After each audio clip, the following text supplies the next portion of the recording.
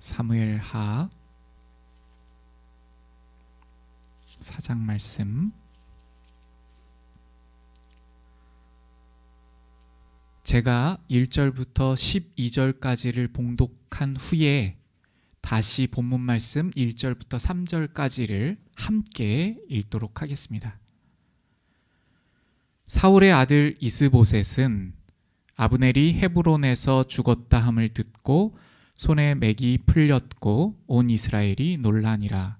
사울의 아들 이스보셋에게 군 지휘관 두 사람이 있으니 한 사람의 이름은 바하나요 한 사람의 이름은 레갑이라. 베냐민 족속 부에롯 사람 림몬의 아들들이더라. 부에롯도 베냐민 지파에 속하였으니 일찍이 부에롯 사람들이 깃다임으로 도망하여 오늘까지 거기에 우거함이더라. 사울의 아들 요나단에게 다리 저는 아들 하나가 있었으니 이름은 무비보셋이라. 전에 사울과 요나단이 죽은 소식이 이스라엘에서 올 때에 그의 나이가 5살이었는데 그 유모가 안고 도망할 때 급히 도망하다가 아이가 떨어져 절개되었더라. 부에롯 사람 림몬의 아들 레갑과 바하나가 길을 떠나 볕이 쬐을 때 즈음에 이스보셋의 집에 이르르니 마침 그가 침상에서 낮잠을 자는지라. 레갑과 그의 형제 바하나가 밀을 가지러 온 채하고 집 가운데로 들어가서 그의 배를 찌르고 도망하였더라. 그들이 집에 들어가니 이스보셋이 침실에서 침상 위에 누워 있는지라. 그를 쳐 죽이고 목을 베어 그의 머리를 가지고 밤새도록 아라바 길로 가 헤브론에 이르러 다윗 왕에게 이스보셋의 머리를 드리며 아뢰되 왕의 생명을 해하려 하던 원수 사울의 아들 이스보셋의 머리가 여기 있나이다. 여호와께서 오늘 우리 주 되신 왕의 원수를 사울과 그의 자손에게 갚으셨나이다 하니 다윗이 부에롯 사람 림몬의 아들 레갑과 그의 형제 바하나에게 대답하여 이르되 내 생명을 여러 환난 가운데서 건지신 여호와께서 살아계심을 두고 맹세하노니 전에 사람이 내게 알리기를 보라 사울이 죽었다 하며 그가 좋은 소식을 전하는 줄로 생각하였어도 내가 그를 잡아 시글락에서 죽여서 그것을 그 소식을 전한 갚음으로 삼았거든. 하물며 악인이 의인을 그의 집 침상 위에서 죽인 것이겠느냐. 그런즉 내가 악인의 피 흘린 죄를 너희에게 갚아서 너희를 이 땅에서 없이 하지 아니하겠느냐 하고 청년들에게 명령하매 곧 그들을 죽이고 수족을 베어 헤브론 못가에 매달고 이스보셋의 머리를 가져다가 헤브론에서 아브넬의 무덤에 매장하였더라. 아멘. 네, 제가 먼저 한 장을 다 봉독한 것은요, 짧은 시간이지만 좀 전체적인 흐름을 이 봉독을 통하여서 좀 우리가 함께 파악하기를 원하는 마음으로 먼저 그렇게 전체를 읽었습니다. 이제 우리가 좀 더 집중하기를 원하는 본문 1절부터 3절을 함께 읽도록 하겠습니다. 같이 1절부터 읽겠습니다. 시작. 사울의 아들 이스보셋은 아브넬이 헤브론에서 죽었다 함을 듣고 손에 맥이 풀렸고 온 이스라엘이 놀라니라. 사울의 아들 이스보셋에게 군 지휘관 두 사람이 있으니 한 사람의 이름은 바하나요 한 사람의 이름은 레갑이라.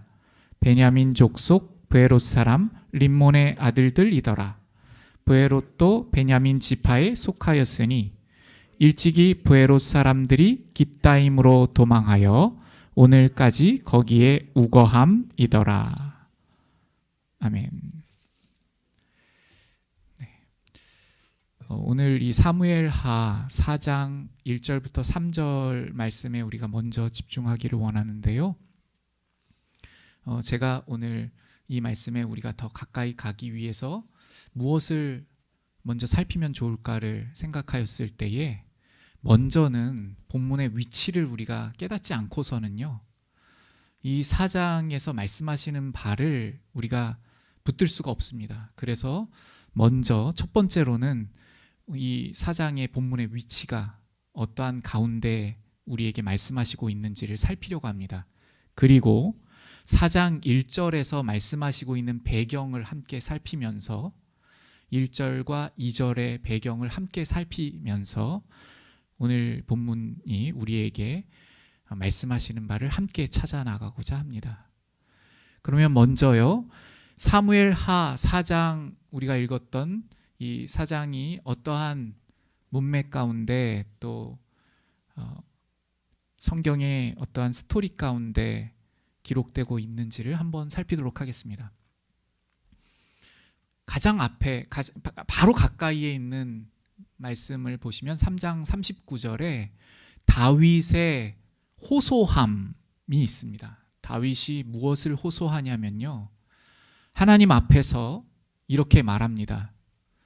하나님, 제가 약하여서 하나님께서 저를 기름 부음을 하셔서 왕으로 세우셨지만 제가 부에롯의 이 스루야의 아들인 이 사람들을, 여기서 이 사람들은 요압을 말하는데요, 요압을 제어하기가 어렵습니다 라고 고백합니다.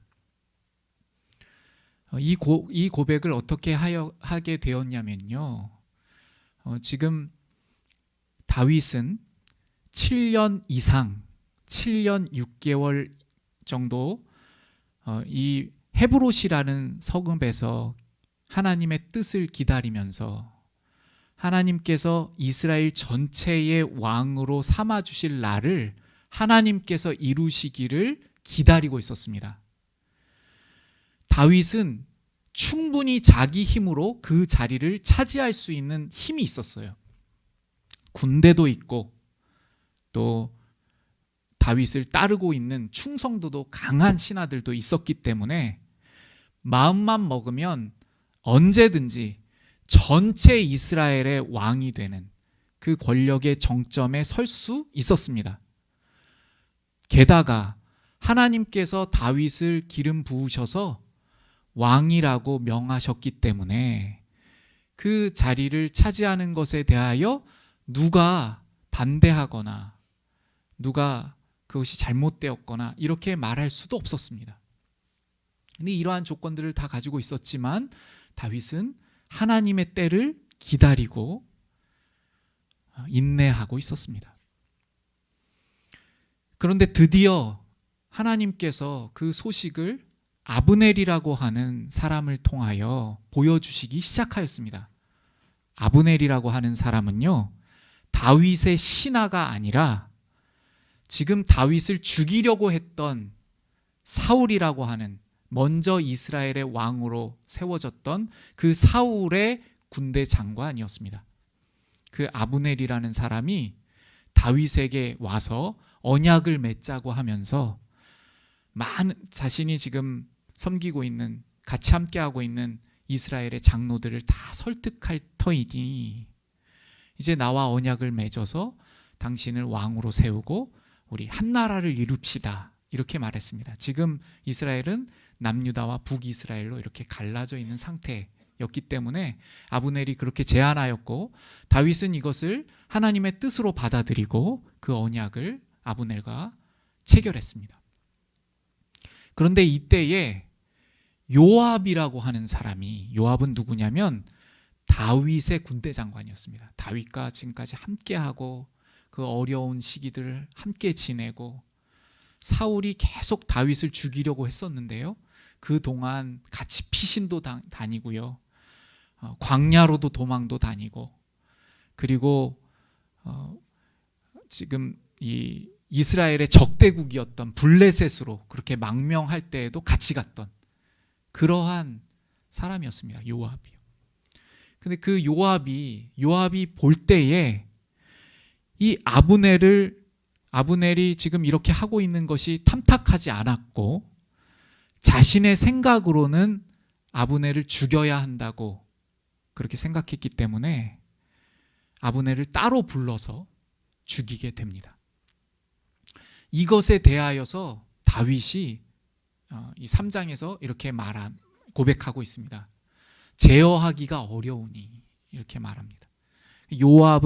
특히 요압을 제어하기가 어렵습니다 하나님, 이렇게 고백하는 것입니다. 이 제어하기가 어렵다는 것은요,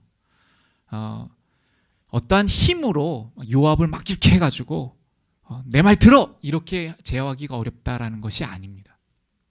여기서의 제어하기가 어렵다는 것은요, 함께 한마음이 되어서 어떻게 해서든지 하나님의 뜻에 순종하고 하나님의 때를 같이 기다리고 하나님께서 역사하실 때에 함께 찬양하고 하나님의 뜻을 어떻게 해서든지 함께 이 땅에서 이루기를 원하는 그러한 마음이 되기가 너무 어렵다라는 그러한 고백입니다.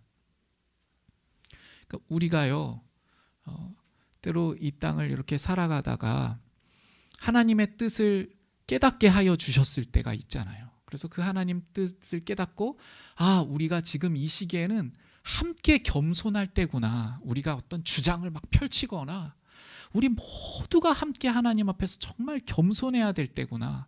이러한 것을 우리가 깨달을 때가 있지 않습니까? 그럴 때, 그래서 우리 가족에게 또는 우리 이웃들에게 우리 함께 지금 겸손하고 하나님의 능력만을 우리가 구해야 됩니다.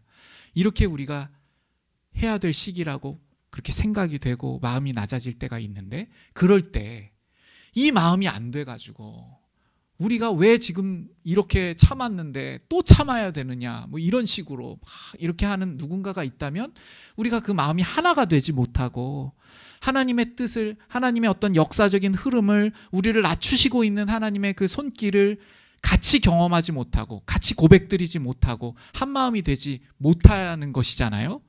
그러할 때 다윗이 지금 고백한 것처럼 정말 우리가 하나 되기 어렵습니다. 하나님 뜻을 함께 이루기가 너무 어렵습니다. 하는 뜻으로서 제어하기가 어려우니, 이러한 고백을 하고 있는 것입니다. 그 이후에 이제 다윗의 그 고백을 집중하였던 카메라의 앵글이 누구를 비추냐면, 지금 남유다의 다윗이 있고요, 그리고 북이스라엘의 사울의 아들, 사울은 지금 죽었습니다. 사울이 왕이었는데 사울은 죽고 실권자였던 아브넬, 아까 아브넬도 죽었잖아요. 근데 요압이 죽였잖아요. 그 아브넬에 의해서 이 사울의 아들이었던 이스보셋을, 이 실권자인 아브넬이 왕으로 추대했는데, 그 이스보셋을 향하여 카메라 렌즈가 이동합니다.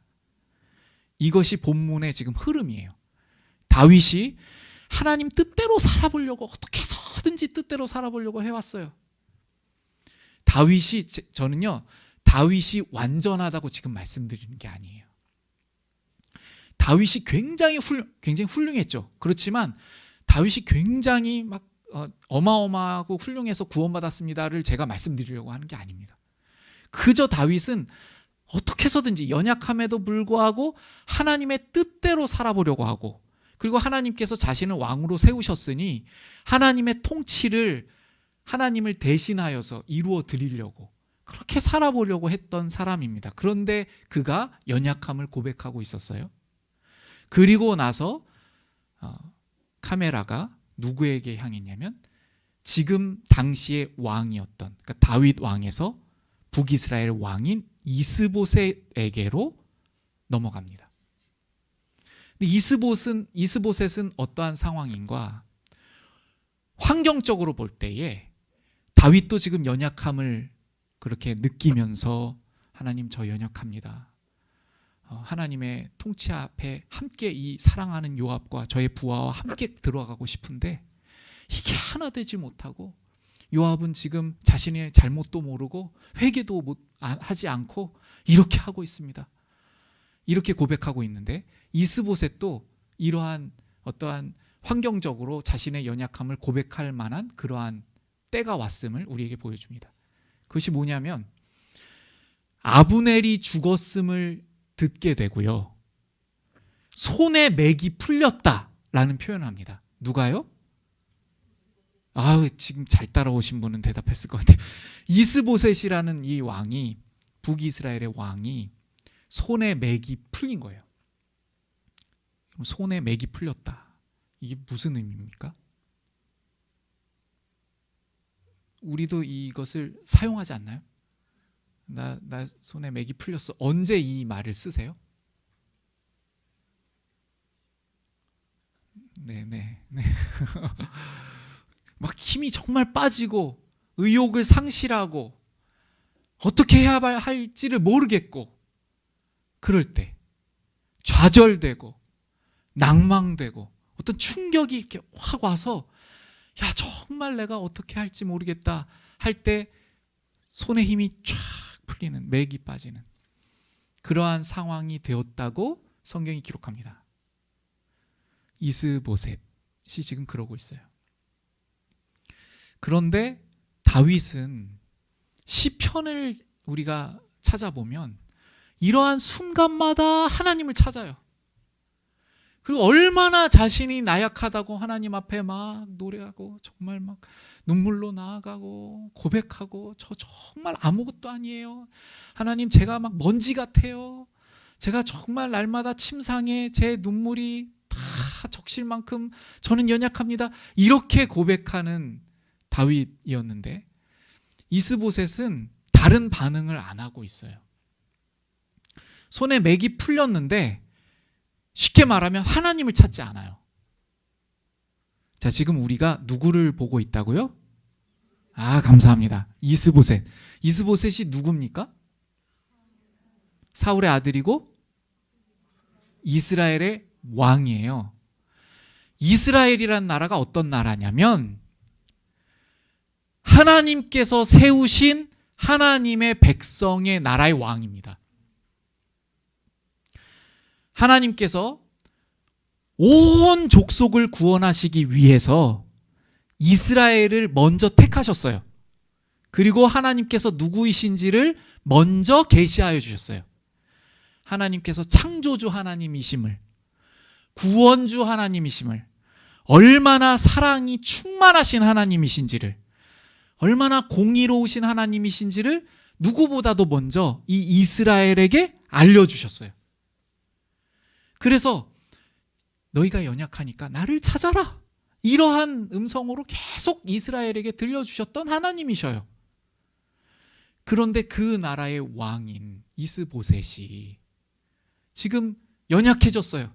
손에 맥이 풀렸어요. 여러분 어떻게 해야 합니까? 그냥 너무 쉬운 설명을 드렸어요? 질문 드렸어요? 어떻게 해야 합니까? 그렇죠. 손에 맥이 풀렸어요. 하나님, 제가 맥이 빠졌어요. 하나님. 저의 가문이 지금 망하고 있어요. 하나님.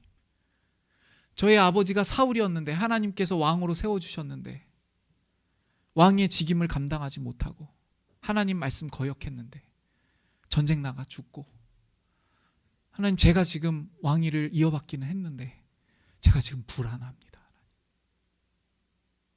하나님께서 이 역사를 어떻게 이루시려고 하시는 것입니까? 하나님께 나아가야 하지 않을까요?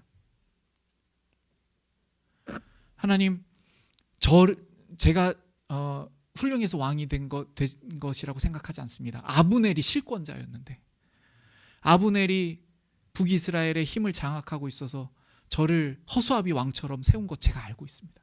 하나님, 저 아무것도 아닙니다. 이렇게 하고 하나님 앞에 나아가야 하지 않습니까? 이스라엘의 왕이 말이죠. 하나님의 백성이라고 일컫는 그 이스라엘의 왕 이스보셋이죠. 그런데 지금 이러한 상황 속에서 이스보셋은 하나님을 찾지 않습니다. 그냥 맥만 풀어뜨렸어요.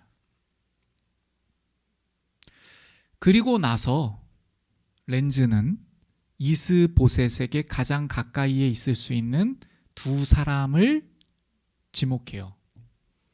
그 사람은 누구였냐면 지금 현재 이스보셋의 군사령관입니다. 어떤 성경에는 특공대의 이제 지휘관 이렇게도 번역합니다. 아브넬이라고 하는 전체 군대의 지휘관이 죽었어요. 전체 통솔자가 그 아래에서 한 부대를 다스렸던, 지휘했던 사령관들이 있던 거죠. 그런데 그 두 사람을 소개하고 있어요. 여러분 한번 이 흐름에 따라서 생각해 볼까요? 이 성경은요, 다윗이 주인공이 아닙니다. 다윗만 사랑하시는 하나님의 이야기가 아니에요. 하나님께서 이스보셋도 얼마나 사랑하셨으면 이 이스라엘의 왕의 아들로 태어나서 모든 것을 누구보다 더 많이 누리게 하셨을까요? 한번 생각해 볼까요? 지금 이 시대에 이스보셋만큼 많이 누린 사람이 있을까요? 사울의 왕으로 첫 번째 이스라엘의 왕의 아들로 태어나서 모든 부를 누리고 또 기회만 있으면 대제사장들이나 지도자들과 함께하면서 하나님의 역사에 대해서도 배우고 들을 수 있습니다. 누구보다도 신앙이 좋을 수 있는 자리라는 것입니다. 누구보다도 하나님을 더 알 수 있는 자리예요. 그런데 사울 왕은 실패했죠. 아버지가 실패했잖아요. 그러면 그것은 반대로 아버지의 실패를 통해서 더 잘 배울 수 있는 위치 아닙니까? 하나님께서 다윗만 사랑하시는 하나님 아니시잖아요. 이스보셋도 얼마나 사랑하시는 하나님이십니까? 근데 이 모든 환경이 주어졌음에도 불구하고 이스보셋이 배우지 못했어요. 그런데 이제 렌즈가요, 누구에게로 이동하냐면 아브넬이 죽었는데 이 이스보셋에게 두 사령관이 있었으니 하고 이렇게 나가고 있어요. 여러분, 우리가 만약 내가 이스보셋 같다라고 생각이 될 때에 이 성경을 읽는 독자로서 무엇을 기대하고 읽게 될까요? 지금 이런 흐름 중이에요. 이스보셋이 손에 힘이 풀리고 그런데 그에게는 두 지휘관이 있었습니다. 그럼 뭔가를 기대하게 될까요? 무언가 이 지휘관으로부터 도움을 받는 건가? 라는 기대를 하지 않나요? 저만 그런가요? 제가 이 이후의 내용을 이미 알고 있지만 그렇게 한번 읽어봤어요. 이거 어떻게 지금 전개되고 있나. 그래서 마치 모르는 것처럼 이렇게 읽어갔어요. 그런데 지금 이스보셋의 힘이 풀렸어요. 근데 그 이스보셋의 힘이 풀렸는데 두 지휘관이 있었더라. 그럼 뭔가 지휘관들을 통해서 이 이스보셋이 힘을 얻거나 아니면 하나님으로 가게 된 어떤 그러한 어떤 권면이라든지 이 지휘관들이 와서 이제 하나님을 찾을 때입니다. 이러한 말을 들으면 얼마나 좋을까요? 그런데 성경은요, 우리에게 굉장히 경고하는 말씀을 하십니다.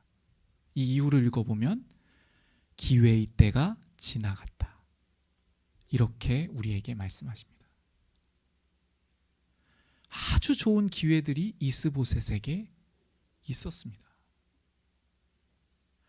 이제 이 성경이 어떻게 가냐면요, 그 군 지휘관이 있었는데 이 두 사람이 어떠한 사람들인지를 밝혀요. 먼저 이름이 바하나고 한 사람의 이름은 레갑입니다. 이름이 뭐라고요? 바하나, 레갑. 오늘만 기억하셔도 돼요. 나중에 잊어버리셔도 상관없어요. 바하나와 레갑이라는 사람이에요. 그런데 이 바하나와 레갑을 앞으로 성경이 계속 말할 때 어떻게 말하냐면 이렇게 말해요. 부에롯 사람 바하나와 레갑, 이렇게 말해요. 한번 눈으로 살펴보세요. 3절도 부에롯이 나오고요. 5절 보시면 눈으로 찾으셨나요? 부에롯 사람 림몬의 아들 레갑과 바하나. 그리고 또 내려가시다가 보시면 또 부에롯 사람 9절 다윗이 부에롯 사람, 이렇게.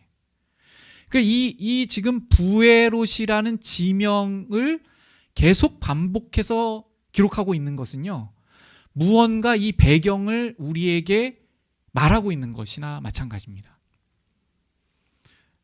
제가 지금 어떤 지역을 한번 말씀드릴 때 생각나시는 것이 있으면 한번 떠올려 보시기를 바랍니다. 우리나라 6.25 전쟁, 그리고 부산. 생각나시는 게 있나요? 네? 없으셔요? 6.25 전쟁, 부산 하면 뭐가 떠오르세요? 그 부산에서 우리가 모두 피난 가가지고 이렇게 했던 그런 시절들이 우리가 겪지 않았는데도, 제가 겪지 않았어요. 그런데 그 지역이 이렇게 연결될 때는 생각이 나죠. 부에롯이라는 이 지명의 장치가 우리들에게는 뭐가 지금 팍 안 오지만 이 시대를 살고 있는 사람들에게는 부에롯이라는 말이 단번에 다가가는 말입니다. 그러니까 이스라엘 백성, 그리고 이것을 읽는 이 시대 바로 뒤에 있는 독자들은 부에롯 그러면 바로 들어와요. 우리는 모르니까 그걸 해야 되겠죠. 이것을 배경 연구라고 합니다. 이 배경이 그럼 부에롯이 어떠한 지역이었는가? 먼저 제가 부에롯을 알기 위해서 한 가지 이 역사를 알아야 되는데, 하나님께서 아브라함을 통하여서 이스라엘 백성을 일으킬 것을 약속으로 예언해 주셨어요. 이스라엘 후손이 아주 많게 되리라. 아브라함이 아들도 없을 때 말이죠. 이스라엘 족속이 많아질 거야. 그러시면서 한 가지 약속을 또 해주셨는데, 그것이 가나안 땅, 젖과 꿀이 흐르는 땅에 대한 약속이었습니다. 그래서 그 땅을 차지할 것이라고 약속하셨고, 그 약속을 모세와 여호수아를 통하여 성취해 나가셔요. 아브라함에게 약속하셨던 그 언약을 여호수아를 통하여 성취하시는 시대가 있습니다. 그 여호수아 9장에 보시면 이 지금 가나안 땅을 정복해 나아가다가 한 사건이 벌어지는데, 하나님께서 가나안 땅을 주시고 가나안에 살고 있는 그러한 거민들이 있었어요. 그 사람들을 우리가 줄여서 가나안 사람들이라고 부릅니다. 그런데 이 가나안 사람들이 하나님 앞에 죄악을 지속적으로 행해왔어요. 하나님을 배역하고 하나님을 찾지도 않고 하나님을 대항하고 이렇게 오랫동안 살았어요. 근데 이 죄악이 가득 찼을 때, 그러니까 심판의 때가 이르렀을 때와 그리고 이스라엘에게 이 가나안 땅을 주시는 때가 만납니다. 그러니까 이스라엘 백성에게는 하나님께서 약속하신 그 언약이 성취되어서 땅이 주어지는 그 때가 되는 것이고요. 반면에 가나안 지파들, 가나안 족속들, 이 땅에 살고 있는 자들에게는 심판의 때가 오는 것이죠. 하나님은 이 가나안 족속을 누구를 통하여 심판하시냐면 이스라엘 백성을 통하여 심판하시는 것입니다. 제가 이전에 설교를 통해서도 말씀드렸지만 주님의 재림의 날이 예수님을 믿는 우리에게는 약속의 성취의 날이며, 예수님께서 입고 계신 부활의 영광의 몸을 입는 언약의 성취의 날이지만, 예수님을 믿지 않는 자들에게는 영원한 심판이 나타나는 심판의 날입니다. 우리에게는 구속의 날이고 믿는 자들에게는 구속의 날이지만 믿지 않는 자들에게는 심판의 날이 됨과 같습니다. 그래서 이스라엘 백성이 하나님의 그 언약의 성취로 이 가나안 땅을 정복해 나가기 시작해요. 첫 번째 성이 여리고였는데요, 싸우지 않고도 취하게 됩니다. 우리 다 알고 있죠? 이렇게 막 돌잖아요. 그런데 이 소문이 이 가나안 땅에 사는 거민들에게 들리기 시작해요. 여호와 하나님을 믿는, 여호와 하나님께서 택하신 이스라엘이 지금 애굽으로부터 나와가지고 가나안 땅에 들어오고 있는데, 그 거대한 성 여리고가 정말 힘도 못 쓰고 하나님께서 완전히 무너뜨리셨더라, 이런 것도 막 들립니다. 막 들리니까요, 반응을 하는데, 어떠한 반응을 하냐면 막 결집해요. 이 가나안에 사는 이 세력들이. 그래서 왕끼리 막 모여가지고요, 여호수아 9장을 제가 말씀드리는 거예요. 막 뭉쳐서 우리가 이스라엘을 대항하자, 이렇게 하는 것입니다. 그런데 그렇게 한 사람들도 있었지만 도무지 우리가 여호와 하나님께 대적해서 전쟁에서 승산이 없으니 이스라엘을 속여야 되겠다, 이렇게 생각한 족속도 있었습니다. 그 족속이 기브온이었어요. 기브온 족속. 이 기브온 족속이 어떻게 했냐면, 마치 멀리에 사는 사람처럼 옷을 허름한, 그러니까 여행을 오래 해서 낡게 된 옷을 입었어요. 그러니까 낡은 옷을 입었어요. 그리고 일부러 곰팡이가 난 음식, 빵을 준비해서 챙겨가지고 이스라엘 백성에게 갑니다. 그래서 화친을 맺자고 해요. 무슨 말이냐면 우리를 좀 공격하지 말고 우리를 받아달라 이렇게 하는 것입니다.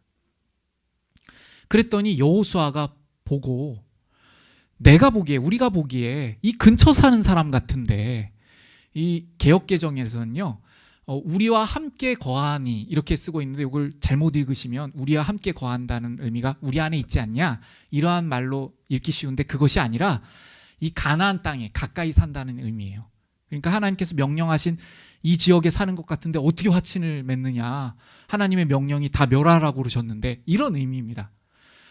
그 말을 듣고 우리 가까이 살지 않는다고 거짓말을 해요.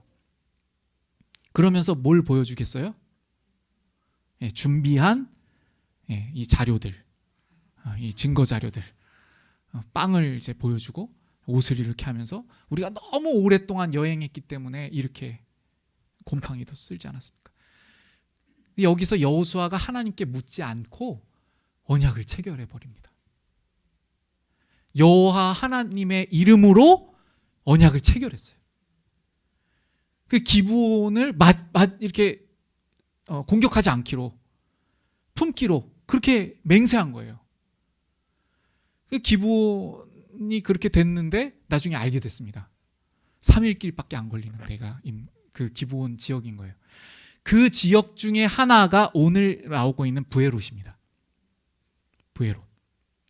그런데 여기서 부에롯 사람들이라고 지금 말하고 있잖아요. 이 이스보셋의 지휘관 두 사람을 부에롯 사람들이라고 말하고 있지 않습니까?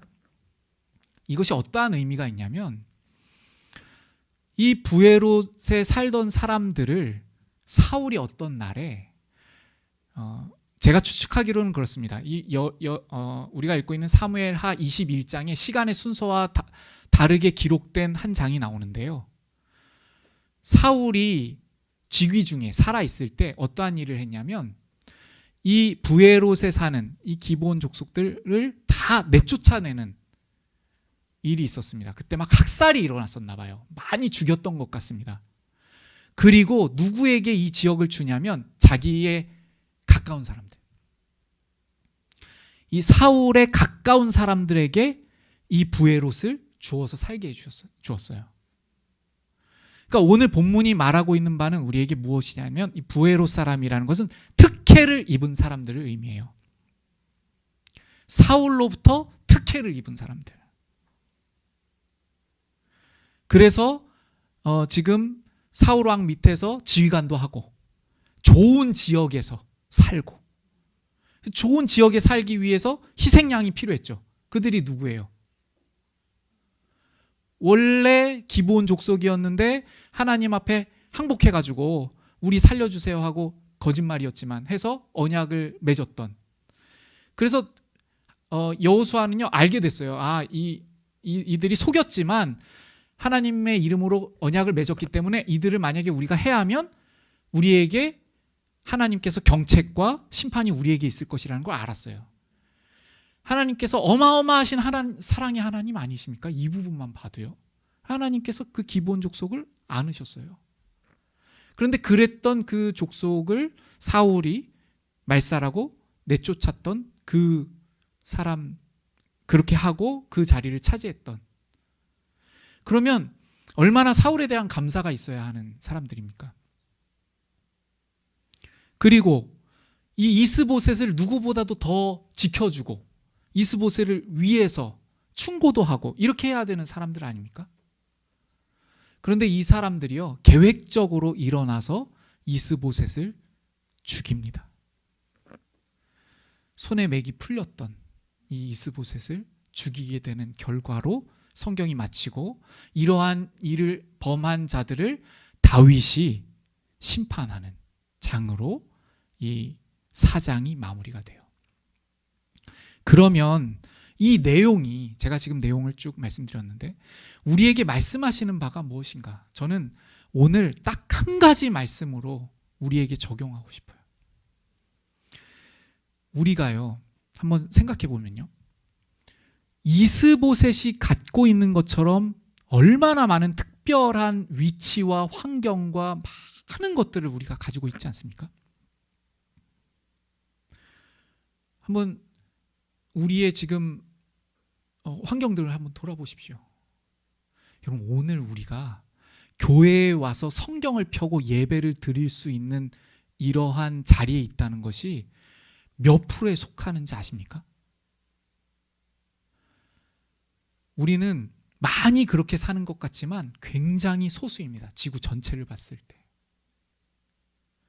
뿐만 아니라 성경을 자유롭게 펼쳐서 내가 원하면 주님 앞에 나아갈 수 있고, 우리가 마음이 겸손해지고 또 우리가 이러한 환경 가운데 주님께서 우리를 낮추시는 그러한 상황이 될 때에 가까운 그러한 기도 처소, 그리고 우리가 누군가에게 찾아가서 상담을 구하고 기도 부탁을 드릴 수 있는 얼마나 많은 좋은 조건의 환경들 속에 우리가 살고 있습니까? 우리가 이스보셋보다 못합니까? 여러분, 이스보셋이 저는요 너무 안타까운 것이 다윗을 찾아갔으면 얼마나 좋았을까? 그런데 왜 못 찾아갔을까요? 자기 왕위 잃을까 봐, 자기 왕권 내놔야 될까 봐, 그거 붙들려고 하지 않았을까요? 근데 만약에 다윗을 찾아가서 하나님께서 당신을 세우신 줄 압니다, 당신이 왕이 될 것을 압니다, 이렇게 하고 그랬다면 다윗이 어떻게 대우했을까요? 그 왕의 자리에서 함께 먹고 마시면서 평생을 다윗이 보호해 주지 않았을까요? 저는 제가 성경에서 연구한 다윗이라면 그렇게 했을 것이라고 저는 생각합니다. 그러면 자기가 자기의 왕권 못 지키잖아요. 지금 바로 나오지 않습니까? 가장 은혜를 입어서 사울 편에 서야 됐던 그 두 사람이 바로 배반해서 아브넬이라고 하는 실권자가 죽자마자 지금 이스보셋을 죽이는데, 이 땅에 믿을 수 있는 것이 있습니까? 우리가 지금 살아가면서 그렇게 붙들려고 하는 것들, 우리가 끝내 정말 이거 소중하다고 하는 것들, 이거 빼앗기면 안 될 것 같아서 하나님 앞에 못 돌이키고 있는 것들 굉장히 많을 것입니다. 예를 들어서 어떤 사람에게는 돈일 수도 있어요. 어떤 사람에게는 이름일 수도 있고요. 어떤 사람에게는요 가정일 수도 있어요. 어떤 가정을 내가 지키기 위해서 하나님 앞에 못 나아가요. 근데 생각해 보세요. 하나님 앞에 나아간 후에 그 은혜를 입고 하나님께서 보호하여 주시면 그 가정 모두가 하나님 안으로, 하나님의 은혜 가운데로 들어오게 되는 것입니다.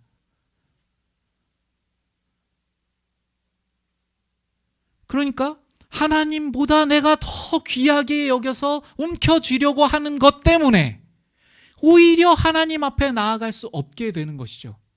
그런데 하나님께서는요 끝까지 이스보셋을 포기하지 않으시고 손에서 맥이 풀릴 정도로 이 이스보셋에게 기회를 주신 것입니다. 여러분, 세상적으로 볼 때요, 손에 맥이 풀리는 상황은요, 세상적으로 볼 때 잘못되는 것 같죠. 저주 같죠. 세상적으로 볼 때 어떤 가문이 기울고 제대로 안 되고 이렇게 되는 것이 세상의 눈으로 볼 때, 야, 저 왜 저래? 야, 그럼 만약에 그 가정이 믿는 가정이라면 또 더 그렇게 생각하지 않습니까? 그러나 저는 그렇게 생각하지 않습니다. 제가요, 제 개인사를 잘 말씀드리지 않지만 저의 할아버지께서 일궈놓으신 재산이 굉장히 많았어요. 또 너무 크게 생각하지 마시고. 그런데 저희 아버지께서 하나님에 대한 믿음이 없으셨고 자신의 지혜를 믿고 살면서 사업을 많이 실패했습니다. 그래서 완전히 가정을 말아먹으셨습니다. 실패하시고 그 연약해짐 때문에 제 동생과 제가 고백한 것이 있어요. 우리가 오늘 교회에 앉아 있지 않냐고. 하나님의 은혜의 손길입니다. 지금 이스보셋을 하나님께서는요 어떻게 해서든지 마음을 낮추셔서 하나님께 돌이키게 하시기 위하여 손에 맥을 풀게 하신 것입니다. 모든 것을 다 내가 붙들 것이 없구나.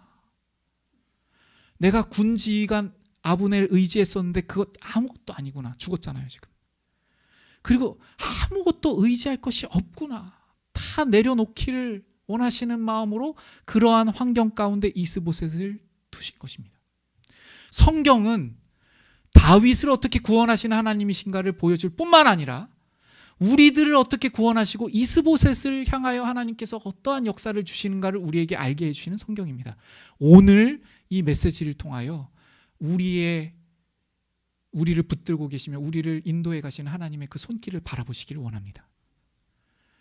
우리에게 세상적으로 볼 때 잘못되는 것이 있습니까? 우리의 손이 풀려지고 맥이 빠지는 것이 있습니까? 하나님께 나아가십시오. 주님의 역사하심을 바라보십시오. 주님의 말씀의 자리 앞으로 나아가셔서 겸손함으로 하나님, 제가 지금 어떻게 해야 할까요? 저에게 지금 무엇을 바라십니까? 제 마음이 교만하여졌나요? 제가 지금 무엇을 붙들고 하나님보다 더 중요하게 생각하고 있나요? 이러한 고백으로 주님 앞에 나아가실 때에 우리 사랑이 충만하신 하나님께서 우리를 밝히 보게 하시며 그것을 붙들고 있던 것을 내려놓게 하실 것이라고 저는 믿습니다. 그리고 뿐만 아니라 내가 붙들고 싶었던 것도 하나님 안에서 오히려 귀히 여김을 받고 보호함을 받게 하시는 놀라운 역사로 우리 모두를 지켜주시는 하나님이신 줄로 믿습니다. 오늘 말씀 기억하시면서요, 함께 주가 보이신 생명의 길 찬양으로 주님 앞에 드리며 나아갔으면 좋겠습니다.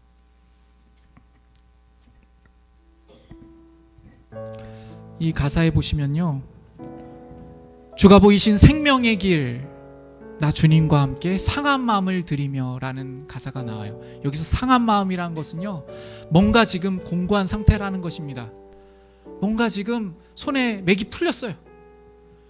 이러한 때에 주님 앞에 나아가겠습니다 라는 고백의 찬양입니다. 정말 우리의 삶이 이렇게 하나님께서 우리를 낮추셔서 생명의 길로 우리를 몰아가시는 그 하나님의 역사하심을 바라보시면서 이 찬양으로 우리 하나님 앞에 드렸으면 좋겠습니다.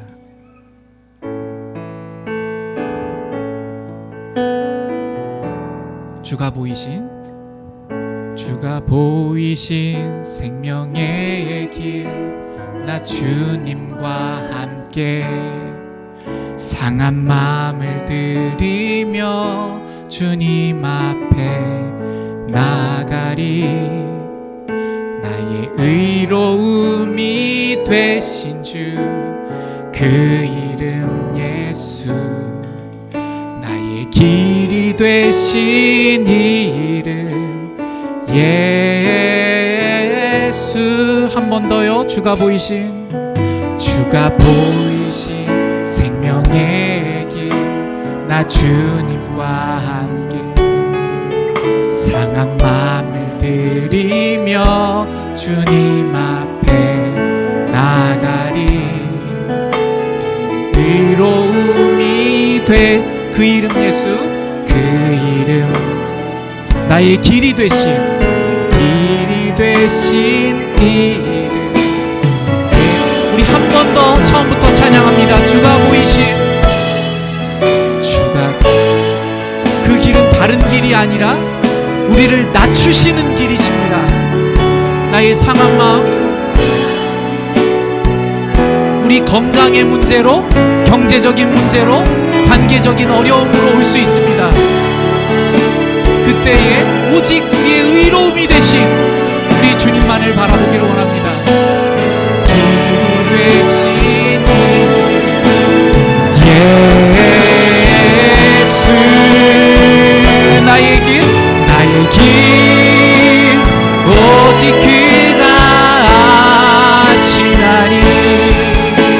나를 단련하신 후에 내가 정금같 오직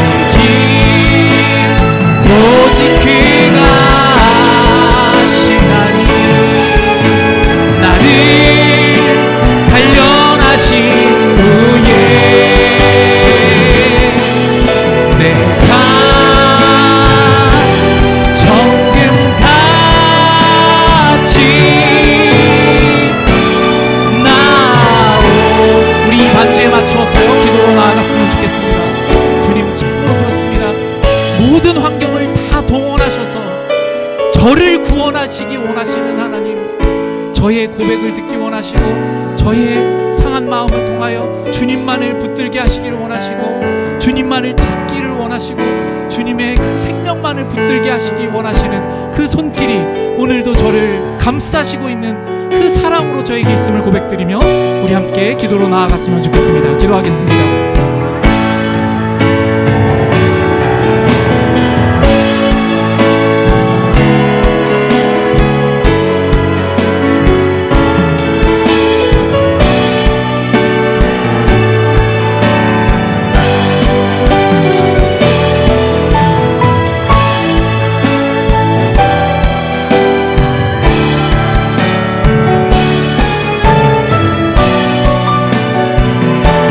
기도하실 때에요, 혹시 어떠한 우리의 좌절이 있습니까? 미래에 대한 불안함과 정말 누가 알지 못하는 나의 마음에 드는 그러한 두려움과 어려움과 탄식이 있습니까?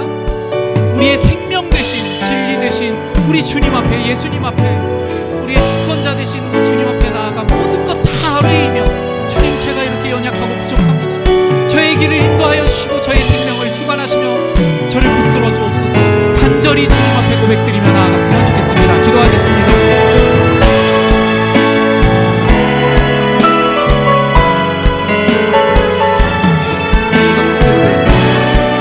우리가 의지하고 주님의 참으로 미련하게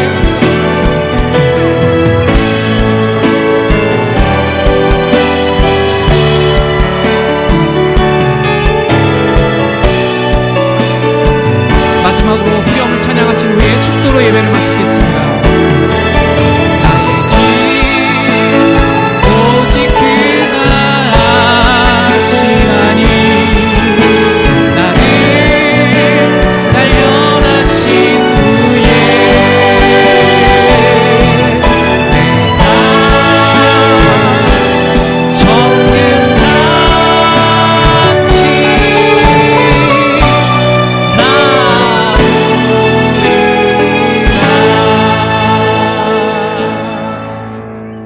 지금은 우리를 위하여 십자가에서 대속의 피를 흘려주신 우리 주 예수 그리스도의 은혜와 아버지 하나님의 아들을 내어주시기까지 우리를 사랑하시고 아끼신 그 크신 사랑하심과 성령 하나님의 우리 안에 내주하시며 우리에게 주신 말씀을 깨닫게 하심으로 가난한 심령이 되어 우리가 붙들고 있던 것을 다 놓게 하여 주시는 성령 하나님의 역사하심이 본문 말씀 붙들고 참으로 주님의 역사만을 바라보며 나를 낮추시는 그 손길에 순종하기를 다짐하는 십자가 새생명교회 모든 성도님 머리머리 위에와 함께 예배로 나아간 권속 위에 이제로부터 영원까지 항상 함께 계시옵기를 축원드리옵나이다. 아멘.